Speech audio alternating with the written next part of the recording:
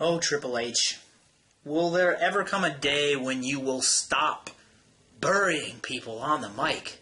Will it ever happen? I don't think so. Monday Night Raw, episode September 23rd, 2013. And I want to get right into this opening segment here because I got a lot I want to say. First, they did a quick tribute at the beginning of the show to Angelo Savoldi, 99 years old, died recently, 1914 to 2013.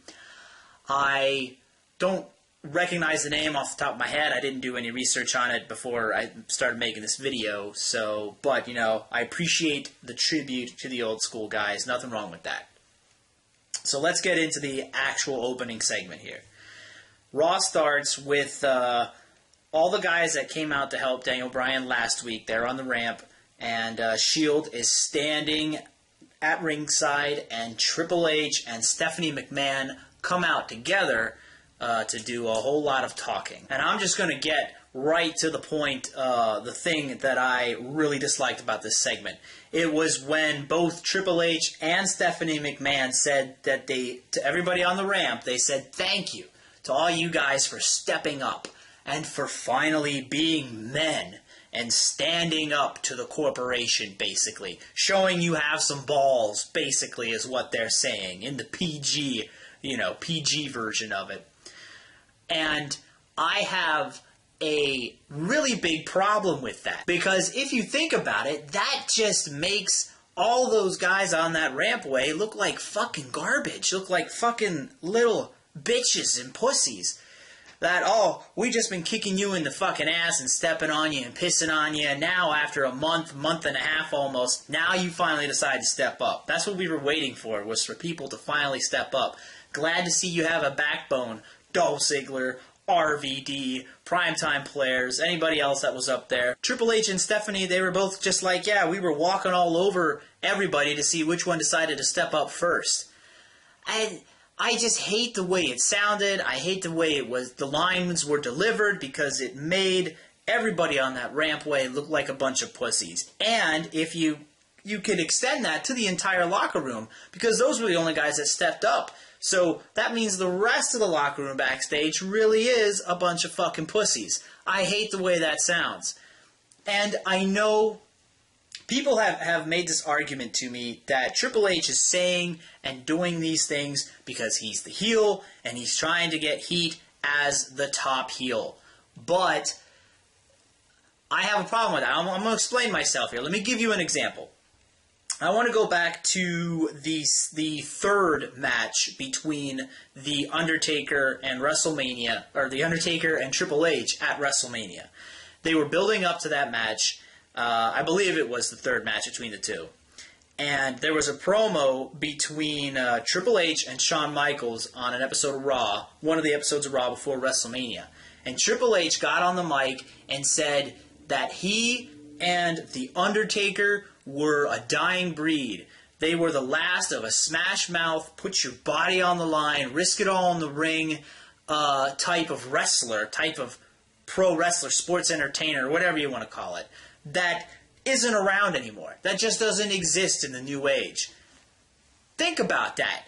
That sentence, those words make the entire locker room look like fucking pussies, garbage, just spineless bitches. Now flash forward to last night, it's the exact same fucking thing, same concept, just worded differently. I hate that. Triple H, people are telling me he's just doing that to be the heel, but the thing is, Triple H says that kind of shit when he's supposed to be a face, and it's been like, he's been that way his whole life. When you act like that your entire life, guess what? It's not an act.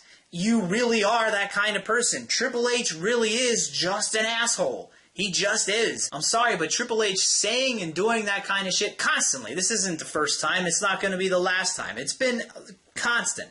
I just fucking hate it. It makes the entire locker room look like shit. That is just one of several reasons why I did not like this segment. Okay, another thing is they had all those guys up on the ramp with a mic up there for them to talk, and the only person that said maybe 20 words was RVD. Triple H and Stephanie, they cut him off, and they pretty much spoke for the wrestlers on the stage, told them how they were feeling and what they were thinking. None of the guys were able to speak for themselves except for RVD, but again, he got cut off. This is bullshit. I didn't like that at all. Oh, and by the way, Triple H and Stephanie McMahon finishing each other's sentences, not good. No thank you. So eventually, Triple H and Stephanie, they make this 11-on-3 handicap match. It's all the guys on the stage plus Daniel Bryan versus the 3 members of the Shield for the main event. And also the fans, or wait, I'm sorry, the universe. They get to pick who's going to face Randy Orton in a match later on. So yeah, opening segment, I didn't really care for it. Wasn't a fan. So let's move on to Kofi Kingston versus Alberto Del Rio. And Del Rio has just been phoning it in lately, in my opinion. But I know he can work, and I know Kofi can work, obviously. But the thing is, when you look at that match, you know who's going to win right before the match. Before the match even starts. I knew Kofi was going to lose this match, so I wasn't really invested. However, the in-ring work was pretty good, so I did like the match, but in the end, I knew Kofi was going to lose, and he did. He tapped out to the cross arm breaker, but the match had some nice counters and reversals in it, especially towards the end of the match. So I did like it, but I wasn't really invested in it. All right, so up next was Harper and Rowan Wyatt versus the Primetime Players. And I got to be honest, and this probably isn't going to be pretty popular, but I found this match to be kind of boring until Titus O'Neil got that hot tag near the end of the match. There wasn't a whole lot going on. It was just a bunch of punches around the ring and in the turnbuckle. There wasn't a whole lot of wrestling going on. So I was kind of bored with this match. I want to like the Wyatts. I really do. But they're just not doing a whole lot right now. Ever since that thing with Kane ended at SummerSlam, nothing really has been happening with them. They've been cutting these promos, but that's it. I would like to see more at this point. And, I'm not saying anything about the Wyatts. It's nothing that the wrestlers themselves are doing. I have no doubt that it's the WWE. They're forcing these guys to wrestle in a scaled-back manner, and they are drawing out their character development, stalling it for as long as they possibly can, because that's what the WWE likes to do. They drag shit on, and they won't let the guys wrestle the style of matches, the quality of matches that they can wrestle. But coming in there and just doing punches all fucking match until near the end, it's not my thing. I'm not impressed by that. But I don't blame the Wyatts. I blame the WWE. I'm hoping soon they will let these guys loose in some sort of good storyline to work with. I hope it happens soon. Oh, and by the way, the Wyatts, they won that match. All right, so up next we got a Miz TV segment, and I don't know what to say, man. I knew exactly what was gonna happen when they announced the segment and said that Big Show was gonna be the guest. I knew Stephanie was gonna come out, and then I knew Big Show was gonna come out, and then I knew that Big Show was gonna punch Miz in the face. And that is exactly what happened. Maybe Big Show came out first and then Stephanie, but who gives a fucking shit? Stephanie McMahon got on the mic and she talked for way too fucking long, and it just felt like my ears were being raped by Smurfs, like I was just getting shit on by a goat with diarrhea. It was just awful. I can't stand her on the mic. She's got to go. Just stop talking so much. Just stop. It's too much. So yeah, we're going to move on to the next segment because that was garbage. And we got Randy Orton versus RVD. RVD's the guy that the fans voted on. So, wait. Universe. It was the universe voted on him. Come on, WWE. You just want to copyright my ass. You want to copyright all your fans into that WWE Universe category. Say, all our fans are copyrighted because we call them the Universe. Do it. You know you want to, WWE. Just do it. Anyway, that fucking universe shit pisses me off, man. I can't stand that garbage. But, yeah. RVD, crowd is firmly behind RVD when he comes out. They're going bonkers for him. And a little bit into the match, Orton knocks RVD outside the ring. And he basically is throwing him and bashing him into anything that he can find. And then the ref winds up calling a double countout to end the match. And eventually Orton gets RVD back in the mat, into the ring. And he gets him up on the top turnbuckle and drags him out for that hanging DDT. You know, vintage Orton! And drops him off the top turnbuckle. That was pretty cool. But I kind of wanted to see more of a wrestling match between these two. I wanted to see the match go on longer, but instead it turned out to be like a beatdown segment for Orton to get some heat on him, which that worked, but and that was okay too, but I would have liked it better if it was just a straight up wrestling match between the two guys that had a legit finish, one of them winning. But as it is, it wasn't that bad. I liked it. Okay, so after that match, I saw something that I have been afraid of seeing for months now. There was a backstage segment concerning the WWE Championship storyline, and it featured Daniel Bryan's Bella girlfriend. That is a slippery slope, my friends. That is a slippery slope. You're going to go to a dark, dark place if you bring in that stupid Bella bitch, man.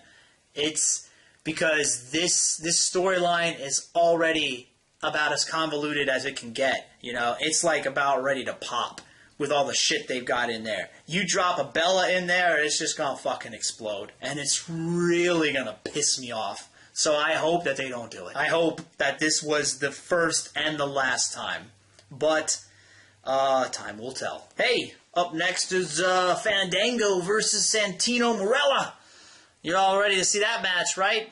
I know I wasn't, so I skipped it. I think Fandango won, and if he didn't, well, that fucking sucks. Alright, up next is a segment that I really enjoyed, is the CM Punk promo. And WWE, they were in Chicago, so the place goes absolutely fucking apeshit for Punk when he comes out. And CM Punk, he just blew this Chicago crowd away with everything he was saying. I mean, the crowd was hanging off of Punk's every single word. And it was an awesome promo. It was incredibly energetic. It was incredibly fun. And that was just CM Punk's part of it. Eventually, Paul Heyman came out. And he comes out singing. Driving his little scooter. And I was laughing my ass off. This shit was just hilarious. Him coming out, singing, putting along down the ramp on that scooter. It was just a sight that you could just laugh at. So Heyman's rubbing into Punk's face that he beat Punk, and then he basically says, like, I bid you adieu. He tries to go backstage, but his little cart's not working, and he's like banging on it, and he's shaking it, but he's not moving anywhere. And supposedly he's confined to the cart. So it was just fucking hilarious watching this. I mean, he's just so funny. And then CM Punk runs out to get him. Ryback, Curtis Axel attack from the sides. They start beating the shit out of Punk. There's a nice brawl between all three of them. Punk's fighting back for a while until Ryback picks him up and botches a fucking table spot and only does like the press slam through part of the table for Punk.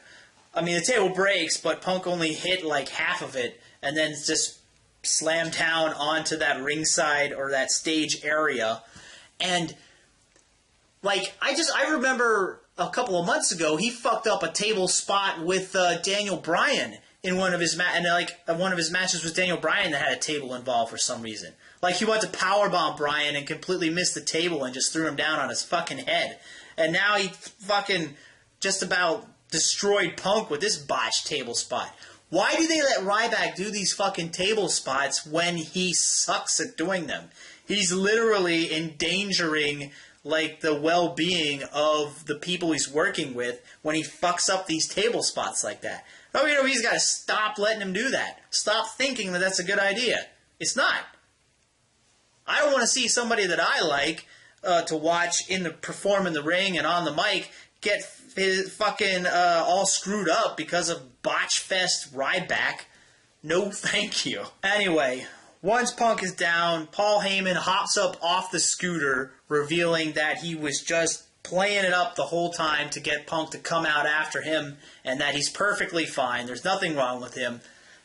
You know, from start to finish, aside from that ridiculous Ryback botch, this was a very good segment. It was funny, and it was energetic. It also kept a lot of heat into the Paul Heyman CM Punk feud. It was good on all sides. I liked it. Best part of the show for me. Of course, then they got to follow that up with the fucking Divas match. It must have been like, they must have figured people would need a bathroom break after that awesome part of the show. So they throw on this Divas match, and I don't get it. You know, I don't know if the WWE thinks the more women they put in the ring at the same time, the better the result is going to be, because it's not. It's just garbage, just like the week before and the week before that. I mean, it's not any good. After that, there was a backstage promo by The Shield. First one of those in a long time, I think, at least on Raw. And it looked cool, and it sounded like what Dean Ambrose was saying was pretty cool. But unfortunately, I could barely hear it because the audio was kind of jacked up. So that kind of sucked. And right after that, Daniel Bryan came out, and the crowd goes fucking bonkers again for him. Huge yes chants. Huge Daniel Bryan chants. And this was a good, high-energy promo by Daniel Bryan. I liked it. It was kept the focus on the WWE Championship and his match with Orton, and I really enjoyed it. So then the Shield comes out for the main event, and when they're at ringside, they get immediately attacked by Cody Rhodes and Goldust. And security, like, bum rushes them and pulls Cody Rhodes and Goldust out, you know, up the rampway and out of the building.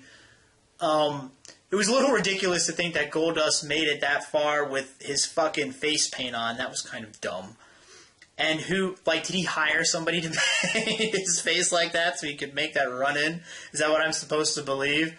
But whatever. I liked it because it makes Cody Rhodes look like a badass. And they're really building Rhodes up in all the right ways at this point. Finally, after years of him just being shit on, they're actually doing something with him, and I'm very excited for what's to come with Cody Rhodes. All right, so now we get to the 11-on-3 handicap match. And there was a lot of stuff going on here. This was a pretty long match, so I'm just going to run through a couple of highlights that I took here. RVD was the very first one eliminated. I did not expect that to happen. And then Justin Gabriel took, he sold the shit out of this gigantic spear that he took from Roman Reigns. Took it like a fucking champ. That was pretty cool. And, oh my God, you got Zack Ryder in the main event. I couldn't believe it. For the first time since John Cena sucked the life out of his ass, we actually got to see Zack Ryder not only on TV, but in the main event. And one of the Usos eliminated Roman Reigns. And apparently it was the first time Roman Reigns has been pinned in the WWE. I didn't see that coming. Ziggler beat Dean Ambrose with a zigzag. And then at the end of the match, Seth Rollins, oh boy, man, he sold the fucking shit out of another Daniel Bryan knee. Possibly even better than the one he took last week. The guy, man, he just folds his body up and does that fucking flip in the air. It looks like he just gets destroyed. It's very cool. So Bryan got the pin on Rollins to win the match, and the crowd was flipping out for Daniel Bryan as the show went off the air. So the main event, I liked it. I really did enjoy it. It was different. It's something we haven't really seen before, and it was very energetic, fast-paced. You didn't really know what was going to happen. Overall, I thought it was an okay show.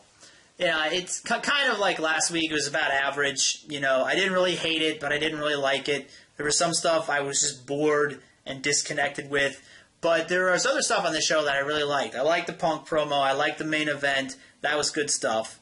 So, but definitely check out that Punk Heyman segment if you didn't see it. That was, for me, the best part of the show. And that's going to do it for me, and I will see you guys next time.